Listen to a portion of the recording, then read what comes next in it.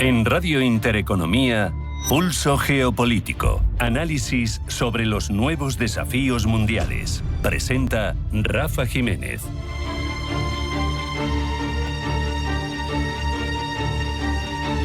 Bienvenidos a Pulso Geopolítico. Hace pocos días Vladimir Putin promulgaba con poco ruido mediático una ley que amplía las prerrogativas del presidente ruso para desplegar su ejército fuera de las fronteras del país.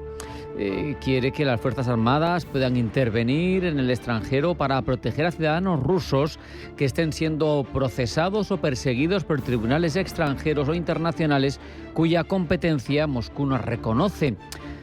Y es una medida que en principio puede pasar desapercibida, pero que merece más reflexión de la que la cobertura mediática le ha ofrecido.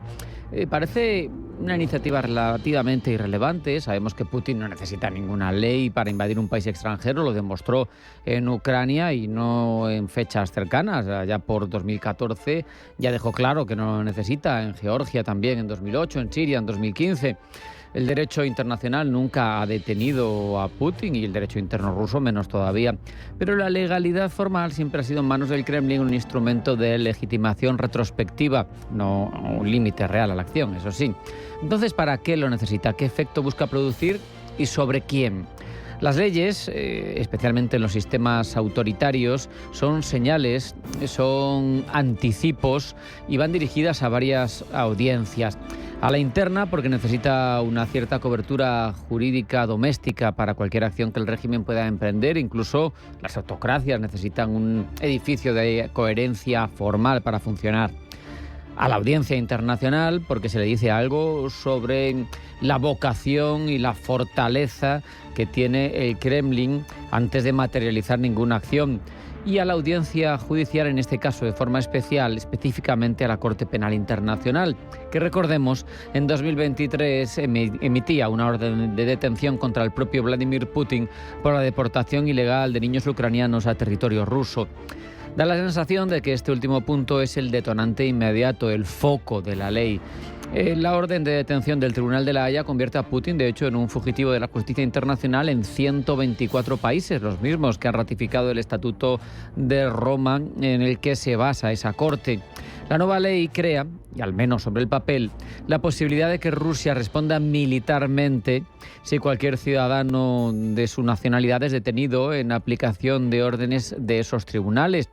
Es claramente una amenaza velada, o casi sin velar, pero Moscú se reserva el derecho a responder con las Fuerzas Armadas, no con quejas diplomáticas, no con sanciones, con el ejército. Lo gracioso de todo esto es que el referente que utiliza Rusia, una autocracia, en esta iniciativa es precisamente Estados Unidos. La ley en concreto de protección de miembros del servicio militar, aprobada en 2002, que autoriza al presidente estadounidense a tomar las medidas necesarias para proteger a sus militares, a los funcionarios estadounidenses de ser procesados por la Corte de la Haya. El texto estadounidense, eso sí, no menciona explícitamente el uso, para evitar esto, para conseguir esa protección, de las Fuerzas Armadas. Es, por tanto, lo que publica Rusia, una versión amplificada, militarizada de lo que Washington hizo hace 20 y tantos años para protegerse de la justicia internacional, esa justicia basada en órdenes multilaterales. Pero además, el texto ruso tiene otra vuelta de tuerca, porque establece que las Fuerzas Armadas rusas pueden intervenir en el extranjero para proteger a ciudadanos rusos de cualquier forma de persecución, tanto por parte de tribunales como de las autoridades extranjeras, ampliando así mucho el foco, el campo de actuación de esta legislación. No hay más que tener en cuenta que el Kremlin, lo sabemos porque lo seguimos, lleva años construyendo una narrativa según la cual los rusoparlantes, los rusos étnicos, esa ciudadanía rusa global que no necesita tener la nacionalidad y que vive en los países, por ejemplo, bálticos, es víctima de una persecución sistemática por parte de los estados en los que viven. Esa ley, por tanto, de forma práctica, puede servir para justificar una intervención militar en los bálticos con ese pretexto. No es una posibilidad conspiranoica, remota, es el mismo guión que se utilizó en Crimea en 2014, donde la protección de los ciudadanos rusos, de los rusoparlantes, fue el argumento que Moscú empleó para justificar la anexión. o incluso el reconocimiento de la República de Donetsk y de Lugansk, que sirvió después para justificar la operación militar especial y la invasión de Ucrania en febrero del 22. Eso sí, ahora todo se haría de forma legal, al menos en términos de corpus legislativo interno de Rusia. Y es que los servicios de inteligencia occidentales llevan mucho tiempo advirtiendo de que el Kremlin está estudiando escenarios de confrontación directa con algún país europeo antes de 2029. Y es preocupante también porque esto se aprueba en un momento complejo para Rusia, en el que su economía industrial civil cae en picado. No lo decimos nosotros, lo dicen las propias estadísticas oficiales de la agencia Rosstat. A la vez siguen las pérdidas militares en Ucrania y a la vez el régimen necesita con urgencia una salida al conflicto que pueda venderse como una victoria. Y claro, la tentación de abrir un nuevo frente de tensión en otro lugar de Europa es una posibilidad muy interesante para el Kremlin y los analistas de defensa por eso no la descartan. No porque necesariamente Putin busque otra guerra, enfangarse en otro frente, dividir esfuerzos, sino porque otro foco de tensión, aunque sea controlada, puede servirle para mantener cohesionada su sociedad por un lado, por otro para justificar el esfuerzo militar y sobre todo para negociar desde una posición de mayor presión tanto ante Washington como ante Bruselas. La respuesta de Europa y de la OTAN, ¿cuál ha de ser? Pues firmeza. No puede ser silencio, pero tampoco puede ser escalada, tiene que ser muy medida. Que el Kremlin pueda apreciar que el mecanismo del artículo 5 no es una declaración retórica, sino una realidad operativa. Rusia no es el primer país que intenta blindarse ante la justicia internacional. Lo hemos visto, Estados Unidos lo viene haciendo desde 2002, qué decir de Israel, que ignora de forma recurrente el derecho internacional en su funcionamiento diario y se lo contamos diariamente. Pero en cualquier caso, y más allá de si lo hacen tus aliados o tus enemigos, la única posición responsable, al menos visto desde Europa, es apostar por la disuasión a través de la fuerza, pero manteniendo los principios que nos distinguen, los que nos distinguen tanto de Moscú como de Washington y de Jerusalén. Hacemos un alto en el camino. A la vuelta, información geopolítica que elabora Blanca del Tronco. No se marchen porque sigue Pulso Geopolítico.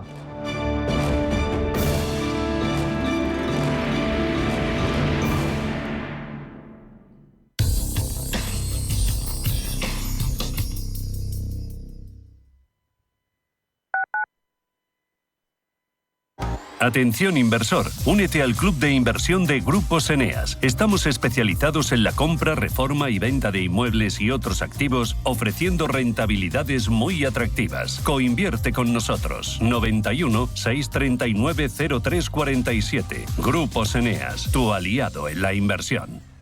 Hola, soy Susana Criado y te espero cada día en Radio Intereconomía de 7 a 12 de la mañana en Capital Intereconomía. Analizamos la actualidad económica con rigor y profesionalidad. Di que nos escuchas.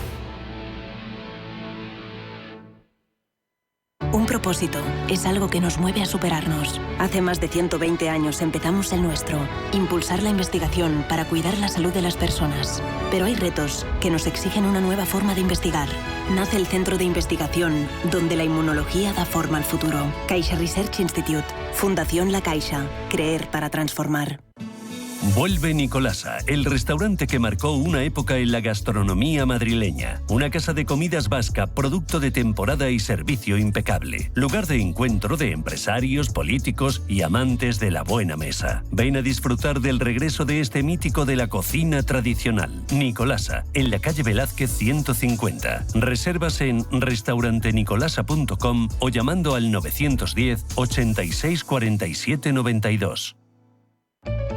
En Radio Intereconomía te acompañamos donde tú quieras. Sintonízanos en directo a través de la radio, nuestra web, aplicación móvil o canal de YouTube. Si lo prefieres, también puedes encontrarnos en diferido a través de iVoox, Apple Podcast, Spotify y todas las plataformas de podcast. La mejor información económica en cualquier momento y desde cualquier lugar. Radio Intereconomía, siempre contigo.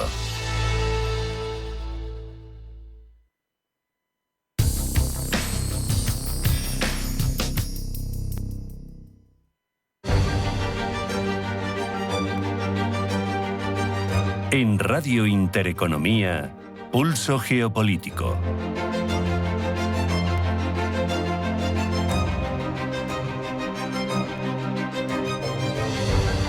Vamos con la información geopolítica que elabora Blanca del Tronco. Blanca, bienvenida, buenas tardes. Buenas tardes. Netanyahu ordena atacar los alrededores de Beirut. El primer ministro israelí Benjamín Netanyahu ha ordenado a las tropas del país atacar objetivos en los alrededores de Beirut con el argumento de que el grupo chií libanés Hezbollah ha violado el actual alto el fuego. Para abordar esta situación y a petición de Francia se reúne en Nueva York el Consejo de Seguridad de Naciones Unidas. Irán asegura que los ataques de Israel en Líbano obstaculizan el acuerdo con Estados Unidos. Según Teherán, Líbano es una parte integral de cualquier alto el fuego y de cualquier acuerdo final para poner fin a la guerra. Irán denuncia además que no solo Israel está cometiendo una violación del alto el fuego, sino también Estados Unidos con piratería marítima y ataques a la navegación comercial iraní.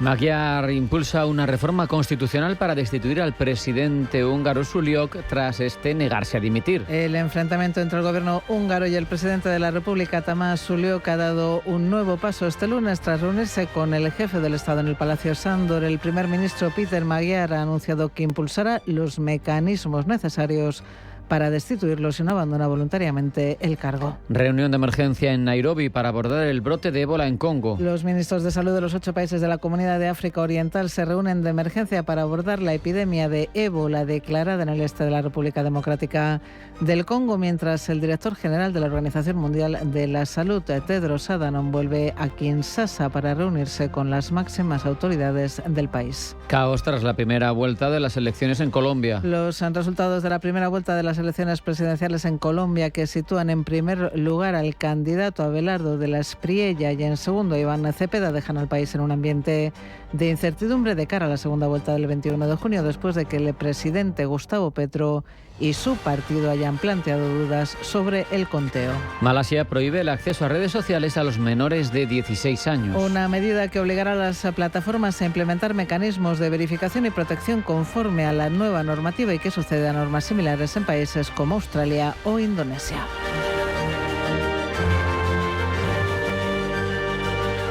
En Radio Intereconomía, Pulso Geopolítico. Presenta Rafa Jiménez. Profundizamos ya en todas estas informaciones geopolíticas, Blanca. Israel va por libre y a pesar de que Donald Trump ha pedido a Netanyahu que se abstenga de atacar Beirut, el primer ministro israelí ha ordenado a las tropas de su país atacar objetivos en los alrededores de la capital libanesa con el argumento de que Hezbollah ha violado el actual alto el fuego. Israel Katz, ministro de Defensa israelí. El Estado de Israel atraviesa un periodo de seguridad sin precedentes. En los últimos años y desde el 7 de octubre nos hemos visto obligados a afrontar amenazas complejas, tanto abiertas como cubiertas en escenarios cercanos y lejanos. En respuesta a la violación del alto el fuego por parte de la organización terrorista Hezbollah, Beirut, contra los asentamientos del norte del primer ministro Benjamín Netanyahu y yo, hemos ordenado a las Fuerzas Armadas de Defensa de Israel que ataquen los objetivos terroristas en la mayor parte de Beirut. El ministro israelí avisa además, si el norte de Israel no tiene paz, Beirut dice tampoco. La ley de la opresión en Beirut es la misma que rige en las comunidades del norte de Israel. Si no hay paz en el norte, tampoco la habrá en Beirut. No permitiremos que nuestras comunidades y ciudadanos sufran daños mientras se mantenga la paz en Beirut. Ofensiva israelí en Líbano que ha analizado en nuestros micrófonos José María Viñals, director del Máster en Relaciones Internacionales del IEB. Bueno, Israel ha pasado ya la línea del río Litani, está ya a 15 kilómetros al norte, en lo que sería el río Zahrani, la fortaleza de Abu Fort y la ciudad de Nabati. También había habido bombardeos sobre la ciudad de Tiro, que es la ciudad más importante meridional del Líbano. Israel está forzando, una vez más, en la mesa de negociación con las autoridades de Líbano, las mejores condiciones para proteger el norte de Israel y crear una zona de seguridad en esa zona que va desde el río Litani hasta el norte de la actual frontera de Israel. Este ataque de Israel sobre el Líbano se produce en un momento en el que las negociaciones de paz entre Estados Unidos e Irán parecen encaminarse a un acuerdo, aunque recordemos, las negociaciones con el Líbano están ligadas al alto el fuego entre Washington y Teherán. Quien habla es el portavoz del Ministerio de Asuntos Exteriores de Irán, que asegura que un alto el fuego en Líbano es una parte inseparable de cualquier alto el fuego y de cualquier acuerdo final para poner fin a la guerra. Según Ismail Baghei, no solo el régimen sionista está cometiendo violaciones generalizadas del alto el fuego, también, dice, lo hace Estados Unidos. El portavoz iraní ha asegurado además que actualmente no hay negociaciones sobre la cuestión nuclear iraní y que el objetivo principal es poner fin a la guerra. Baghei asegura que las conversaciones se llevan a cabo en una atmósfera de desconfianza mutua y ha señalado que la retórica inconsistente y los informes falsos solo prolongan el proceso. Contexto, como vemos, de alta incertidumbre geopolítica que lleva al petróleo de nuevo a operar con importantes subidas. El de referencia en Europa, el Brent se coloca claramente por encima de los $93 el barril. Eduardo Bolinches, analista de Invertia. Entonces, bueno, está totalmente plano, insípido, ahí encajado en los $93, ni arriba ni abajo. Es verdad que viene con una corrección bastante importante porque efectivamente el mercado sí que ha comprado el discurso de Donald Trump de que esto ya es cuestión de poco tiempo, pero también luego escuchamos, y esta es la parte positiva, escuchamos a las fuerzas iraníes que niegan las palabras y afirmaciones de Donald Trump y no hay reacción alcista. Y Donald Trump, entre tanto, se ha mantenido este fin de semana en silencio, aunque The New York Times ha remitido a Teherán términos más duros para alcanzar la paz. Rubén Gil. El presidente de Estados Unidos, Donald Trump, ha endurecido los términos del marco del acuerdo para poner fin a la guerra con Irán y ha devuelto esas modificaciones a Teherán para su consideración. Dos son las exigencias que concentran el grueso de las tensiones actualmente: el enriquecimiento de uranio y el control del estrecho de Hormuz. José María Viñals es director del máster en Relaciones Internacionales del IEB. Trump parece estar convencido de que si va con prisa, de que si intenta cerrar un acuerdo rápido va a ser un mal acuerdo. Para él, un buen acuerdo pivota sobre dos puntos. Primero, que el estrecho de Hormuz se abra de forma incondicional y permanente. Y en segundo lugar, privar a Irán de cualquier medio para obtener el arma atómica. Obviamente, para Irán estos dos puntos son de envergadura y son la base del régimen y sobre la que se mantiene. Trump ha expresado además una profunda preocupación por cualquier cláusula que pueda conceder a Teherán acceso inmediato a $12.000 millones de fondos bloqueados, una demanda que los negociadores iraníes han impulsado con fuerza. Trump ha vinculado este rechazo a su crítica histórica al acuerdo nuclear de 2015 firmado bajo el mandato de Obama, que también contempló la descongelación de activos iraníes. El pasado viernes, el presidente estadounidense mantuvo una reunión de 2 horas en la sala de situaciones de la Casa Blanca con sus principales asesores, con el objetivo de debatir el fin de la guerra, pero esa reunión concluyó sin ningún anuncio público. Trump también ha mostrado su frustración por la lentitud con la que Irán responde a las propuestas estadounidenses. Esto va lentamente, lleva mucho tiempo, no tengo prisa. Me gustaría decir que tengo prisa porque, ya sabes, los precios de la gasolina van a bajar con fuerza cuando haya un acuerdo, pero si uno tiene prisa, no va a conseguir un buen trato. El acuerdo que se acercan ambas partes contempla una extensión del alto el fuego de 60 días, durante la cual el estrecho de Hormuz quedaría reabierto. Irán podría vender petróleo libremente y se celebrarían negociaciones sobre el programa nuclear iraní. Las condiciones negociadas incluirían la retirada de las minas del estrecho en un plazo de 30 días, el levantamiento proporcional del bloqueo naval estadounidense conforme se reanude el tráfico comercial, exenciones de sanciones para que Irán pueda exportar petróleo y el compromiso iraní de no perseguir armas nucleares. El 8 de abril, Trump anunciaba un alto el fuego de 2 semanas con Irán, condicionado a que el tráfico marítimo pudiera moverse por el estrecho de Hormuz. Desde entonces rige un frágil cese de hostilidades, interrumpido por escaramuzas, mientras Estados Unidos e Irán pugnan por el control del estrecho. El conflicto ha desencadenado lo que los estados del Golfo han calificado como la peor crisis energética global en décadas, con precios del petróleo disparados que alimentan la inflación en Estados Unidos. En Hungría, choque entre el primer ministro húngaro Péter Magyar y el presidente Tamás Suljuk tras vencer la pasada medianoche el ultimátum que le dio para dimitir. Tras reunirse con él, el primer ministro ha anunciado que impulsará un proceso de destitución en el Parlamento, donde el TISA cuenta con 141 de los 199 escaños, es decir, más de 2 tercios requeridos en la Constitución para tal fin. Gemma González. Peter Magyar, abogado y antiguo miembro del partido de Viktor Orbán, se convirtió el pasado 9 de mayo en el nuevo primer ministro de Hungría tras vencer en las elecciones del 12 de abril. Puso fin a 16 años de hegemonía de Fidesz, prometiendo una cosa sobre todas las demás: limpiar el sistema. Enfrente tiene ahora a Tamás Suliok, el presidente de la República, un jurista nombrado por Orbán y hombre del antiguo régimen que hoy se niega a marcharse. Magyar le dio hasta la medianoche de ayer domingo para dimitir. Sin embargo, en un mensaje en Facebook anunció que no se iba. Alegó que su juramento le obliga a defender el orden constitucional con independencia de quien gobierne, que no existe base legal para su destitución y que, en todo caso, tiene intención de colaborar con el nuevo Ejecutivo para desbloquear los fondos europeos que Hungría lleva años sin recibir. Esta mañana, Magyar no ha esperado más y ha anunciado una reforma constitucional para forzar al presidente a dimitir. La República de Hungría no es de Tamás Suliok.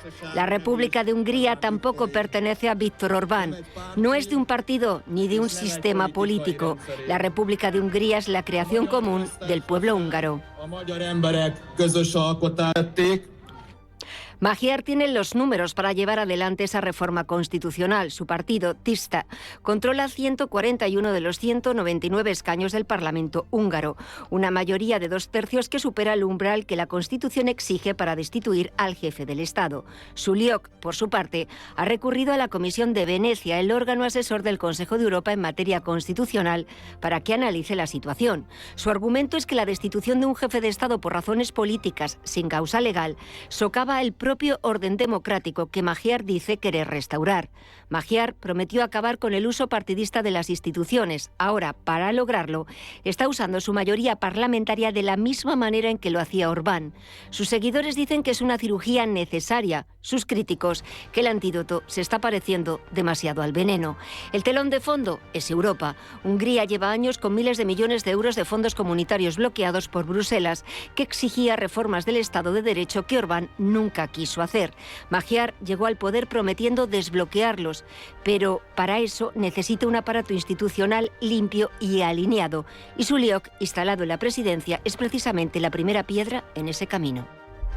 Y Colombia mira ya la segunda vuelta de las elecciones prevista para el próximo 21 de junio, una cita que enfrentará al candidato de ultraderecha, Abelardo de la Espriella, con el izquierdista Iván Cepeda. De momento la balanza se inclina a favor de la Espriella, aunque el margen entre ambos es muy estrecho y todavía habrá que esperar al escrutinio oficial. El actual preconteo no tiene la misma validez jurídica y además ha sido cuestionado por el propio Gustavo Petro, que no reconoce los resultados provisionales. Pablo Llanone. Los resultados del preconteo han sorprendido frente a lo que anticipaban las encuestas. El candidato de ultraderecha de la Espriella ha logrado situarse en primera posición con más de 10 millones de votos y alrededor del 43% del electorado. Mientras el senador de izquierda, apoyado por Petro, Iván Cepeda, ha quedado en segundo lugar con cerca del 40%, apenas 3 puntos por debajo que su contrincante.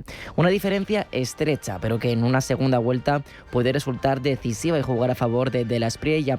Ante esta situación, Gustavo Petro ha declarado que como presidente no acepta los resultados del preconteo. Según el mandatario, el proceso se habría realizado con un software desarrollado por la firma privada de los hermanos Bautista. Petro denuncia una posible manipulación de los resultados y asegura que se habrían agregado 800.000 votos que no figuran en el censo oficial presentado. El candidato izquierdista Iván Cepeda ha recogido el argumento del presidente. Hoy obtuvimos 10 millones de votos mal contados en Colombia. Sin embargo, la directora para las Américas de Human Rights Watch ha defendido la independencia y fiabilidad del sistema electoral colombiano, rebajando así el peso de las acusaciones lanzadas desde el oficialismo. Una reacción que tiene una clara lectura en clave política, el temor a una segunda vuelta en la que los votos de la tercera candidata, que ha obtenido alrededor del 6% del total, podrían beneficiar a de la Espriella. José María Viñals es director del Máster en Relaciones Internacionales del IEB. Bueno, yo creo que ha sido un resultado que ha sorprendido al propio Petro, que buscaba un poco revalidar lo que ha sido su gestión estos últimos 4 años y se ha quedado por abajo de las expectativas. Ahora mismo parece que Iván Cepeda le habría tomado la delantera y la tercera candidata, Paloma Valencia, que es la candidata del expresidente Uribe, también de derechas, se quedaría fuera de la carrera, pero sus votos podrían ir a parar a Abelardo, por lo que se le complicaría a Iván Cepeda su segunda vuelta el próximo 21 de junio. Mientras tanto, Abelardo de la Espriella ha optado por ignorar las acusaciones sobre el preconteo y ha decidido celebrar ya su victoria en primera vuelta, arremetiendo directamente contra su contrincante, contra Iván Cepeda. ¿Qué puede ofrecerle a Colombia un tipo que nunca ha creado un puesto de trabajo, que siempre ha vivido hablando paja y de la teta del Estado, que se crió en la Unión Soviética, donde se volvió comunista, que no cree en Dios, que pretende acabar con nuestra Constitución? ¿Qué puede ofrecerle a Colombia un bandido como Cepeda con ideas vetustas y mandadas a recoger del siglo pasado? De la Espriella no solo ha obtenido mayoría dentro del país, sino también entre los votantes en el exterior. Ha cosechado alrededor de 320.000 votos fuera de Colombia, lo que representa un 54% frente a Iván Cepeda, que se ha quedado cerca del 28%. Hablamos de una diferencia de unos 150.000 votos, quizá no decisiva por sí sola, pero sí bastante significativa. Mientras toda señal es tomada como prueba para dirimir quién ocupará la Casa de Nariño el próximo 21 de junio, varios líderes internacionales han celebrado públicamente la ventaja de la Espriella. Desde España, el líder de Vox, Santiago Abascal, se ha referido al derechista como su amigo y ha destacado que los colombianos tienen la firmeza y valentía del tigre, apodo con el que se conoce a de la Espriella. También ha hablado de una oportunidad histórica para que Colombia recupere la oportunidad, la prosperidad y la soberanía que les han arrebatado. Desde Ecuador, Daniel Noboa ha criticado directamente la reacción de Petro y Cepeda, asegurando que ser mal perdedor es algo contagioso. Con ello alude a las acusaciones que también lanzó en Ecuador el expresidente izquierdista Rafael Correa tras las últimas elecciones que dieron la victoria a Noboa. Mientras tanto, el presidente argentino Javier Milei también ha felicitado a de la Espriella y a los colombianos por lo que ha calificado como una ejemplar jornada electoral. La sintonía con estos líderes es evidente. Igual que Milei, de la Espriella propone reducir el tamaño del Estado. Igual que Noboa, pretende endurecer la lucha contra el narcotráfico. De hecho, uno de los puntos fuertes de su campaña ha sido la seguridad. Propone la creación de 10 megaprisiones, siguiendo con ello la estela de Nayib Bukele en El Salvador, y plantea un enfoque militarizado contra el narcotráfico, es decir, bombardeos a narcocultivos y ataques contra lanchas que transporten cocaína. Ese discurso lo acerca también, tanto en formas como en fondo, al presidente estadounidense Donald Trump, que mientras América Latina continúa virando hacia la derecha. Actualmente, 11 de los 20 países de la región cuentan con gobiernos conservadores o de centro derecha. En paralelo, Cuba atraviesa una grave crisis energética agravada por la presión y las sanciones de Washington, mientras Venezuela sigue presidida de forma interina por Delcy Rodríguez, que pese a su origen chavista, se ha convertido en una interlocutora clave para Estados Unidos. Una posible victoria de la Espriella el próximo 21 de junio podría consolidar ese giro regional hacia la derecha y dejar cada vez menos grandes referentes de la izquierda latinoamericana, fundamentalmente México y Brasil.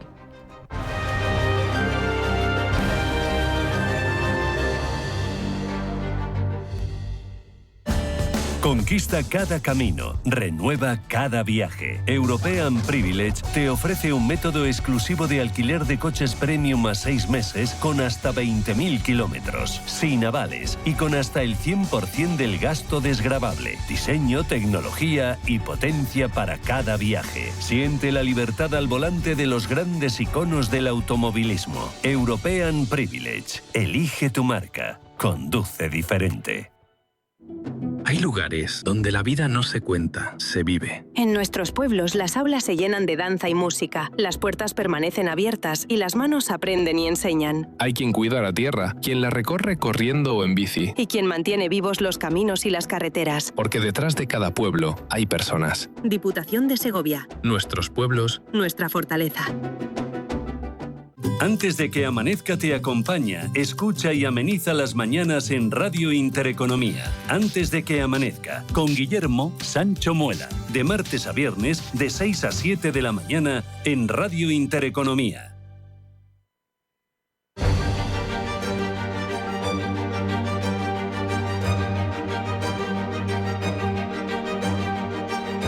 En Radio Intereconomía, Pulso Geopolítico.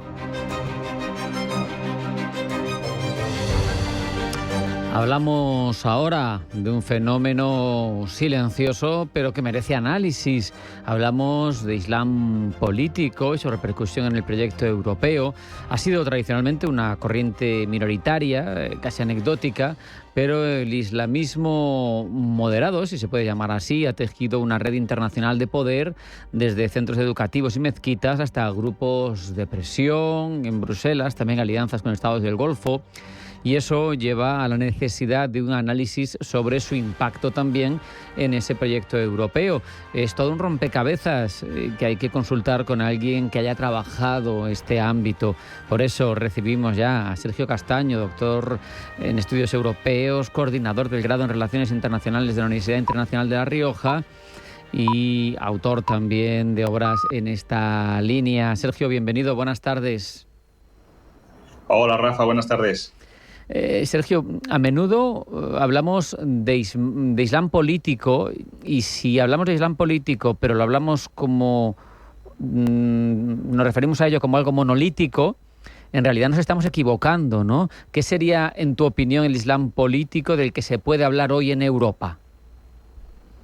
Sí, nos equivocamos totalmente. Si identificamos el islam político solo con los hermanos musulmanes o la acción que llevaron a cabo diferentes movimientos como en Nagda en Túnez o los propios hermanos musulmanes cuando ganaron las elecciones en Egipto, estamos limitando mucho el impacto que tiene el islam político. Y es que desde que se crean los hermanos musulmanes en 1928, el propósito del islam político ha sido extender su doctrina por todo el mundo, no simplemente por los países vecinos, que es donde se empezaron a consolidar las primeras ramas, sino también en Europa e incluso en Estados Unidos. Y en Europa los hermanos musulmanes y diferentes grupos islamistas, porque no solo nos debemos limitar a hermanos musulmanes, también miligorus, con su origen en Turquía, o grupos pakistaníes que operan también en Reino Unido, donde hubo una migración pakistaní importante en los años 60. Todos ellos están operando de manera muy diferente, porque las circunstancias cambian dependiendo del país en el que operen, pero el objetivo siempre es el mismo. Y el objetivo es avanzar hacia una sociedad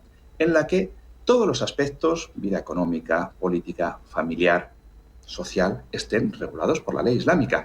Y esto no lo diferencia, lo que es el objetivo no diferencia que hablamos de islamismo moderado, islam político, de islamismo radical. El objetivo es el mismo, avanzar hacia esa sociedad regulada por los preceptos islámicos, regulada por la Sharia. Lo que diferencia a unos grupos de otros es que unos tienen capacidad de acceder al poder por la vía política, como fue el caso de los hermanos musulmanes en Egipto, otros intentan operar en Europa de una manera pues mucho más silenciosa para ganar influencia, y otros deciden que la vía política no les da resultado y que la única manera de avanzar hacia ese modelo de sociedad es a través del uso de la violencia. Hasta ahora, una de las claves de su posible implementación cada vez más progresiva y de su éxito ha sido una islamización desde abajo, ¿no? Y hablas de un juego estratégico de varios pilares, ¿no?, en distintos ámbitos de la vida social. ¿Cuál es, entre lo social, lo educativo, lo religioso y lo político, la verdadera punta de lanza para ganar influencia, pero no despertar demasiado alarmas? Desde que, vamos a centrarnos en Europa, pero el modelo es muy similar al que se ha llevado a cabo en Egipto o en otros países. En Egipto, donde basaron la fuerza de los hermanos musulmanes en la acción social, en la construcción de escuelas, hospitales. Aquí en Europa no tienen la misma capacidad económica, pero sí que han ido controlando las principales asociaciones que reciben subvenciones de los gobiernos. Aquí en España, por ejemplo, reciben subvenciones esas asociaciones para sus programas culturales. Están intentando construir mezquitas también, llevar a cabo toda una serie de actividades que atraigan a la comunidad musulmana. A partir de ahí, una vez que los musulmanes, algunos que llegan desde el norte de África o desde países de Oriente Próximo, entran en Europa, entran en España y buscan una comunidad de referencia, muchas veces se aproximan a estas asociaciones de los hermanos musulmanes o asociaciones vinculadas con otros movimientos islamistas, y a partir de aquí se produce un proceso de asimilación, de integración, y que muchas veces lleva a que terminen participando de forma plena en las actividades de estas organizaciones. Pero no nos debemos limitar solo a las pequeñas asociaciones. Y es que la influencia que llega desde otros países, que puede llegar desde Marruecos, lleva a promocionar a algunos de los dirigentes de estas asociaciones para que participen en política. Y lo que estamos viendo en los últimos años es cómo desde partidos políticos del norte de África se está promocionando algunas figuras para que se integren en partidos políticos tradicionales, ya no tanto para crear partidos políticos islamistas que han fracasado en la mayor parte de los casos en Europa. Aquí en España se fundó el PRUNE, se refundó en 2019 y los resultados electorales han sido muy limitados. Y lo mismo está pasando en Francia, en Dinamarca, en Países Bajos. ¿Cuál es el objetivo ahora? Ir integrando a dirigentes de asociaciones islamistas o a personas con cierto carisma y capacidad para atraer a masas en partidos tradicionales, de forma que primero presionen a las políticas de todos estos partidos, generalmente partidos de izquierda, y que en algún momento puedan convertirse en figuras mediáticas con cierto reconocimiento y poder fundar sus propias plataformas o poder liderar algunos partidos. Sabemos, fíjate, se me estaba ocurriendo sobre la marcha, Sergio, que hay dos alcaldes muy importantes de fe islámica, pero hasta donde yo sé, no identificados con ninguno de estos grupos. No sé si entrarían dentro de esta estrategia. Me estoy refiriendo al de Londres y al de Nueva York. Y el de Rotterdam también. Claro, aquí hay que diferenciar, porque el Islam es heterogéneo. No podemos analizar el Islam desde una postura monolítica y considerando que todos los musulmanes están vinculados con organizaciones islamistas. No, hay muchas personas que son totalmente seculares, que su religión es el Islam, pero que no tienen nada que ver con los movimientos islamistas y que tampoco aspiran a avanzar hacia una sociedad regida por la Sharia.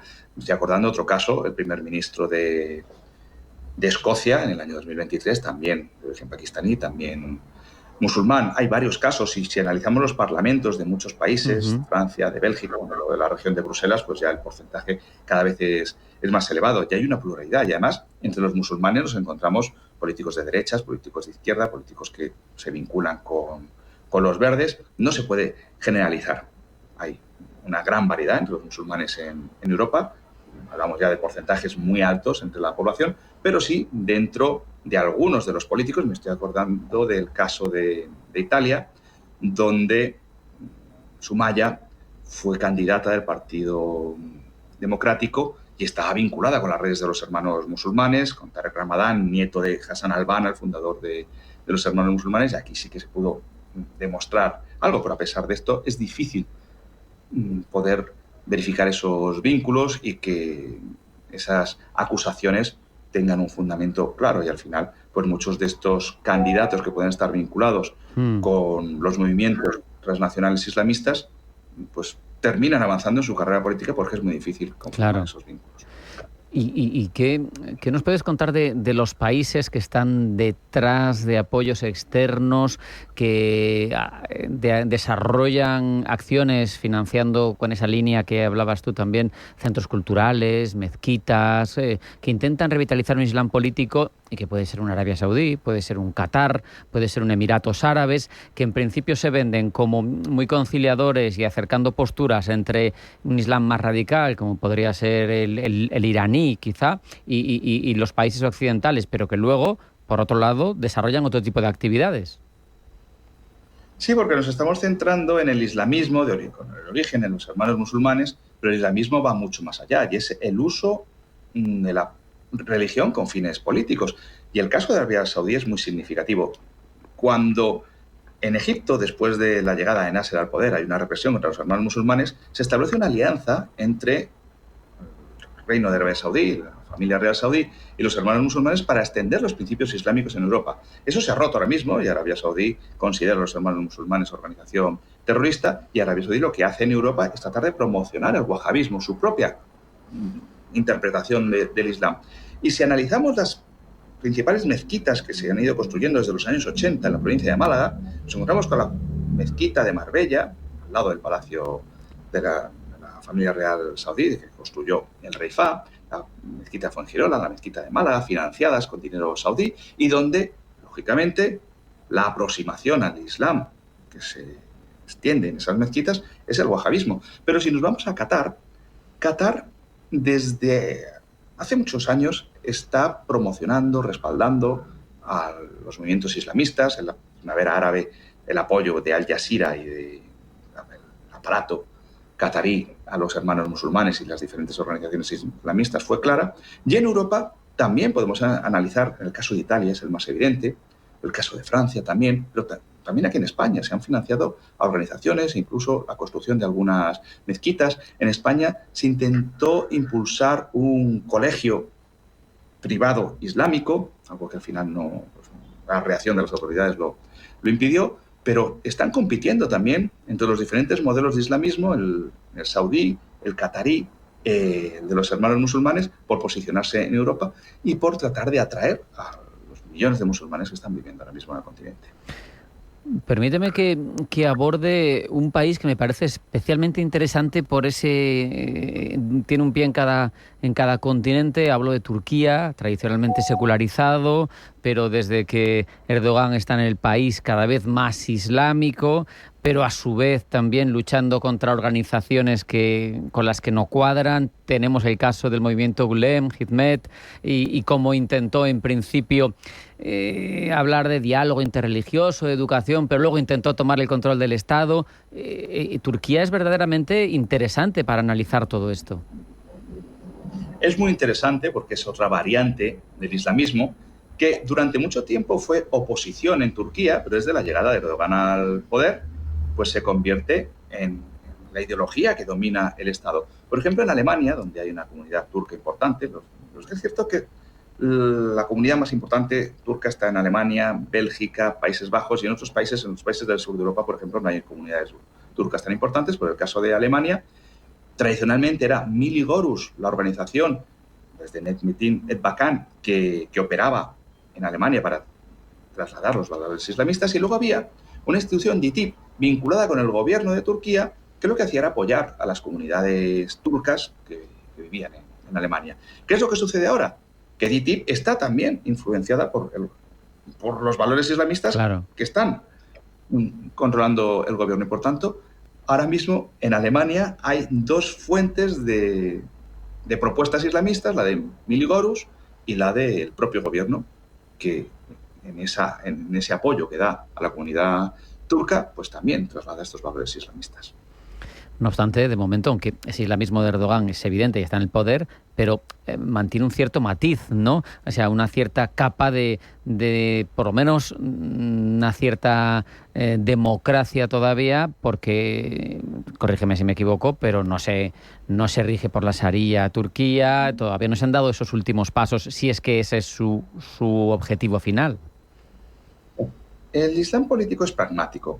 No tienen prisa, suelen situar sus objetivos a muy largo plazo. En Egipto tardaron 80 años en alcanzar el poder, y el gran problema fue que una vez que llegan al poder quisieron hacer los cambios tan rápido que en un año hubo un golpe de Estado y los hermanos musulmanes fueron desalojados. Erdogan, aplicando este pragmatismo, es consciente de que en una sociedad turca dividida, con unos porcentajes seculares muy elevados, no se puede imponer la Sharia, no se puede avanzar hacia un modelo que probablemente sí que podamos ver en Siria en los próximos años. Porque no estamos hablando de Siria, ¿no? Pero Siria, quien está gobernando ahora mismo, es el que denominaban al-Golani, hombre de Al-Qaeda en Siria, el hombre del frente al-Nusra, y probablemente en Siria sí que se va a avanzar hacia un modelo mucho más islamizado, pero en Turquía las condiciones del país no lo permiten, y esto Erdogan es consciente. Ha ido en los últimos 20 años aplicando medidas para medir la reacción social, y de momento pues mantiene pues cierto componente secular en el gobierno y en la estructura turca. Sergio, hablas de objetivos a largo plazo. En tu opinión, con todo lo que has investigado, ¿cuál sería la hoja de ruta real de estos movimientos en las próximas décadas en el corazón de Europa? Sé que es distinto, porque no tiene que ver, tú lo has explicado, una Alemania que tiene millones y millones de turcos, con España o con la propia Francia, que tiene sobre todo muchísima población del norte de África, pero también del África subsahariana. Pero en tu opinión, si se pudiera establecer alguna línea general, ¿cuál sería ese objetivo a largo plazo? Pues ahora mismo los movimientos islamistas están muy debilitados, principalmente porque después de la primavera árabe hubo una reacción en Arabia Saudí, en Bahrein, en Emiratos Árabes, declararon a los hermanos musulmanes organización terrorista, y esto llevó a David Cameron a encargar un análisis en el que se concluyó que la vinculación con los hermanos musulmanes era un signo de riesgo. Análisis similares se han hecho en Francia, se han hecho en Austria, y esto está limitando mucho la presencia de grupos islamistas en instituciones, en órganos de representación, pero volviendo a ese pragmatismo y a esa calma, los movimientos islamistas son conscientes de que la población musulmana europea va a ir creciendo, se va a incrementar en los próximos años. Por tanto, siguen con la paciencia, tratando de ganar relevancia política, de tener cada vez más representantes musulmanes, aunque no estén vinculados con estos movimientos, más representantes en los parlamentos, y a partir de ahí ganar peso político. Podrán llegar a convertirse en algún momento en partidos bisagra, en partidos claves para la gobernabilidad de algún país. Y aquí es donde van a empezar a tener fuerza todos estos movimientos islamistas.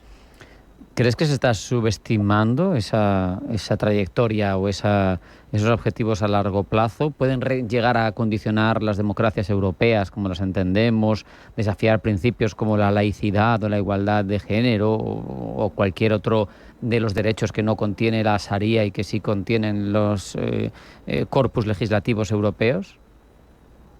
Estamos muy lejos de todo eso porque todavía no hay un Islam político bien organizado y con capacidad para consolidar un partido político que sea referente. Pero volviendo a ese avance demográfico, está claro que en algún momento esto va a llegar y no se está prestando atención. Es verdad que no se está prestando atención. Y analicemos, por ejemplo, el Parlamento Europeo, donde socialdemócratas y conservadores negocian cada legislatura ignorando lo que viene a la derecha, lo que viene a la izquierda, e ignorando también que en algún momento habrá un partido islamista que pueda convertirse en un partido con capacidad para negociar y para imponer algunos de sus proyectos.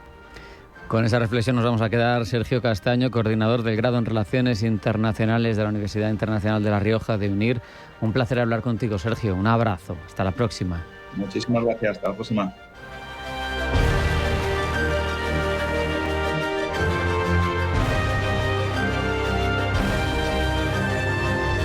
En Radio Intereconomía, Pulso Geopolítico. Presenta Rafa Jiménez.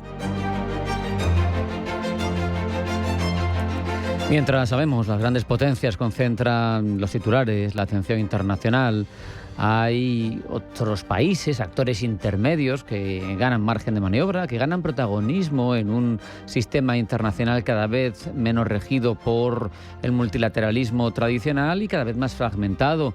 Podemos hablar de India, de Japón, de Turquía, de Arabia Saudí, de Brasil, países que buscan proteger sus intereses sin terminar de alinearse plenamente con ninguno de los grandes bloques.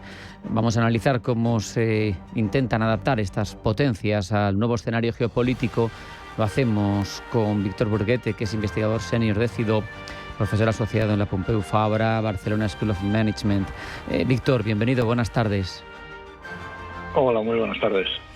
Da la sensación de que desde la Guerra Fría han cambiado mucho las cosas en la geopolítica, incluso, si me apuras, desde la Pax Americana, que surgió al caer la Unión Soviética. ¿Qué papel juegan, en tu opinión, ahora mismo en este escenario internacional las potencias medias? Pues las potencias medias son un conjunto de actores que son entender cómo funcionan y qué buscan es fundamental para entender el orden internacional, ¿no? Estamos hablando de que ahora mismo, por ejemplo, solamente los países del sur global albergan 2/3 de la población mundial en edad de trabajar y representan el 37% del PIB mundial, ¿no? Si lo miras en poder, en paridad de poder adquisitivo. Si esto, por ejemplo, le suma a China, ya está siendo el 57%, ¿no? Claro. Y aparte habría que pensar pues el poder o las capacidades que aportan países como Japón, Corea o Canadá. Son potencias medias, pero de corte occidental, que se han convertido en nodos tecnológicos críticos, ¿no? Por tanto, es un orden internacional muy distinto del que teníamos pues, en los años 80 o sí, a partir de los 70-80, que fue un periodo bastante excepcional por el dominio que tenía Estados Unidos respecto a la segunda potencia mundial.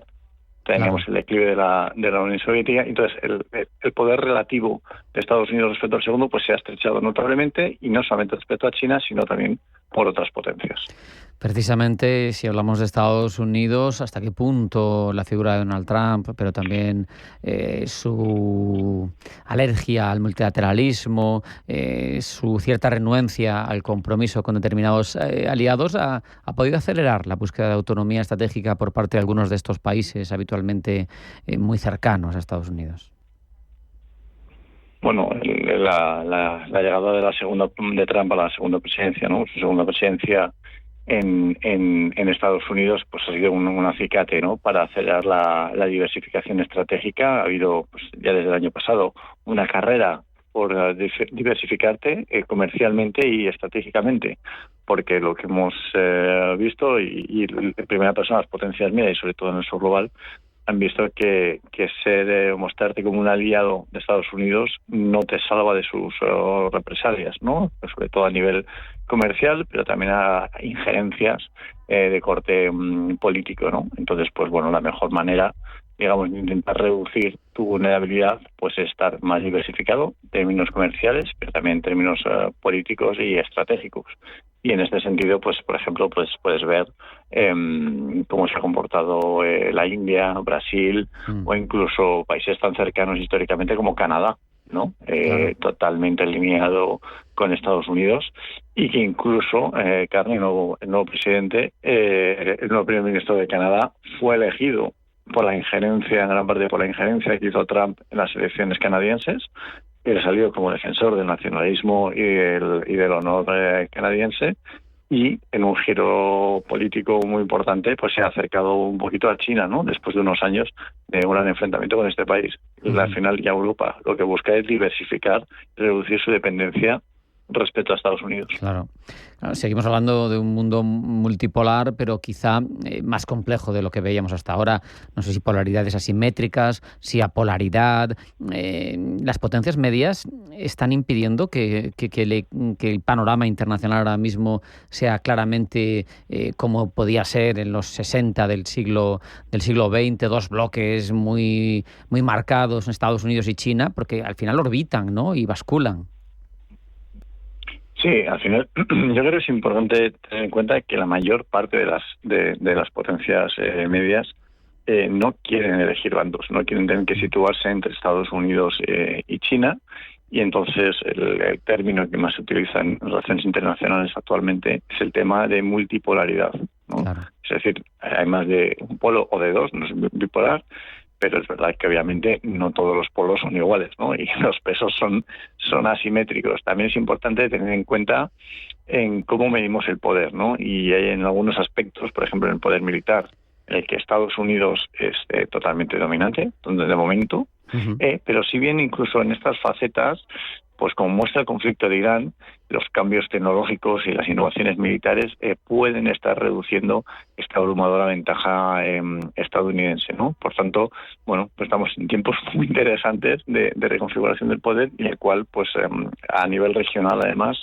hay nuevos hegemones y nuevos países que marcan las reglas del juego. Total.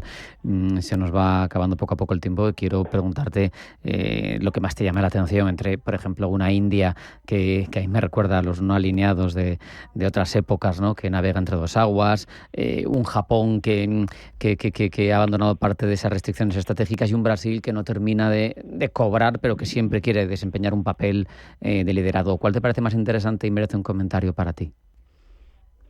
Pues yo creo que quizás aquí India ha sido un adelantado a su tiempo, ¿no? Esta estrategia de diversificación, hedging, que se llama en inglés, ha sido finalmente replicada por muchos otros países del sur global, ¿no? Buscar de no casarte con nadie, incluso bajo unas presiones muy fuertes, por ejemplo, por su relación con Rusia, ¿no? Incluso esto le impide quizás acercarse más a la Unión Europea, e incluso ha sido impuesto sanciones a Estados Unidos por la compra de petróleo ruso, pero se ha mantenido relativamente en sus 13 India para intentar tener esta diversificación, este movimiento no alineado que comentabas, ¿no? Histórico. No todos los países siguen esa línea. Mencionabas Japón, y Japón es el caso, pues de un país que en este nuevo orden ha decidido por redoblar su apuesta estratégica de alianza con Estados Unidos. Otro país, por ejemplo, sería Emiratos Árabes Unidos, ¿no? En el que dicen, bueno, en este entorno yo opto no por diversificarme, sino por estrechar aún mis lazos con Estados Unidos. Veremos, ¿no? Quién dentro de unos años quién ha tenido la mejor estrategia. Fíjate, es que India igual te participa en Quad, que te participa en BRICS o en OCS, ¿no? Al final, en un contexto de rivalidad increciendo entre Washington y Pekín, en tu opinión, Víctor, ¿qué riesgos afrontan estas potencias medias? Porque están jugando a varias bandas. ¿Esto les puede costar algo? Pues sí, puede, o sea, cuando la presión, sobre todo de momento lo estamos viendo por parte de Estados Unidos, se eleva de manera muy muy fuerte, ¿no? Como en el caso de los aranceles del 25% que le puso Estados Unidos a la India por seguir importando petróleo de Rusia, puede llevarte, ¿no?, a través de sanciones, aranceles, etcétera, pues a una situación difícil de sostener. Hay algún país, por ejemplo Brasil, que mantuvo el tipo muy bien y no le replicó de manera directa a Estados Unidos, y al final fue Estados Unidos, debido a la presión interna en precios, etcétera, quien le quitó los aranceles a Brasil, ¿no? Por tanto, hay unos riesgos de que te presionen, de injerencia doméstica, ¿no? Hemos visto claramente el apoyo de Donald Trump a Bolsonaro, ¿no? El enemigo político de Lula en Brasil, o sea, injerencia política doméstica, aranceles, sanciones. Pero bueno, si eres una potencia media, puedes tener recursos o capacidades de salir de ahí. O sea, hay riesgos y potenciales beneficios. Otros países quizás no lo tienen tan fácil, ¿no? Depende, aquí habría que ir analizando caso por caso dónde te encuentras y cuáles son tus debilidades estratégicas. Para ti, ¿quién lo tiene mejor de estas potencias medias? ¿Quién lo tiene mejor? Buena pregunta. Mira, ahora mismo yo creo que está en una posición de relativa fuerza o bien situado estratégicamente en Brasil, porque ha sido capaz de plantarle cara a Estados Unidos de una manera pausada, y al final pues ha habido una reconciliación entre Trump y Lula. Es de interés estratégico para China, ¿no?, para hacer este corredor terrestre a través del puerto de Chancay en Perú y convertirse Brasil en el supermercado de China, ¿no?, y no depender tanto del acceso a los estrechos. O sea, pasa hasta Perú y conexión ferroviaria con Brasil. Está muy interesante también lo que está pasando en Oriente Medio, ¿no?, a ver qué ocurre después del conflicto con Irán y qué nuevo orden regional aparece, porque hay actores típicos aliados de Estados Unidos en la región que van a hacer una reflexión profunda sobre qué significa ser aliado de Estados Unidos. Claro. Es decir, las bases estadounidenses te protegen de un ataque o te convierten en un objetivo. ¿Ha escuchado Trump a sus aliados árabes en la región o les ha ignorado y les ha puesto en peligro? Entonces, a ver cómo estamos todavía en este proceso de reflexión, pero creo que en los próximos meses y años pues van a seguir reconfigurándose el orden global y el orden regional de manera muy, muy significativa. Para terminar, te pido, Víctor, en esa reconfiguración del orden global que tú mencionas, que mencionaba Carney en Davos, ¿por qué apuestas? ¿Habrá unas pocas superpotencias o estas potencias medias van a seguir siendo árbitros al final de grandes equilibrios internacionales? Tenemos 30 segundos. Yo creo que habrá un poder mucho más diversificado del que hemos visto en los últimos 50 o 100 años, con un Estados Unidos, con China y con otras potencias jugando un papel relevante. Con esa reflexión nos vamos a quedar. Víctor Burguete, investigador senior de CIDOB, ha sido un verdadero placer hablar contigo. Un abrazo, hasta la próxima. Un abrazo, muchas gracias. Con esto vamos a terminar la primera edición de la semana, la media sesión en Radio Intereconomía, en la que hemos reflexionado sobre los cambios legislativos dentro de Rusia que permiten y que habilitan al Kremlin a atacar a cualquiera que sancione o que presione a los rusos, incluso a los rusos culturales. Hemos contado las noticias, hemos hablado del Islam político y de las potencias medias. No hay tiempo para más. Sean felices, pasen buena tarde y mañana más. Esto es Pulso Geopolítico. Hasta mañana.